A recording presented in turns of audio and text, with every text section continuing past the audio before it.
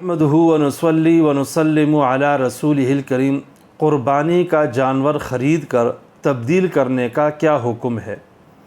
شرعی لحاظ سے مسئلہ یہ ہے کہ جو غنی بندہ جانور خریدتا ہے وہ جانور قربان کرنا اس کے ذمے لازم نہیں ہوتا۔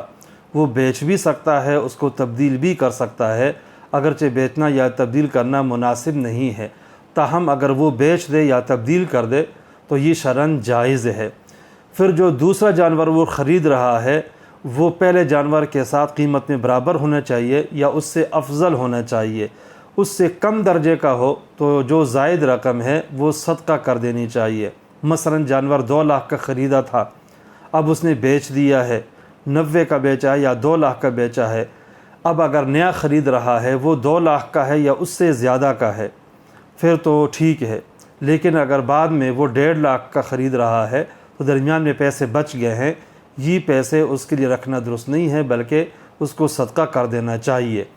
جہاں تک فقیر مسکین کا معاملہ ہے جس پہ قربانی لازم نہیں ہوتی، وہ اگر قربانی کا جانور خرید لیتا ہے تو وہی جانور اس کے لیے متعین ہو جاتا ہے اور اس کی قربانی اس کو لازماً کرنی پڑتی ہے، الا یہ کہ وہ جانور گم ہو جائے یا پہلے ہلاک ہو جائے، وہ علیحدہ معاملہ ہے، پھر تو معاملہ ہی ختم ہو جائے گا۔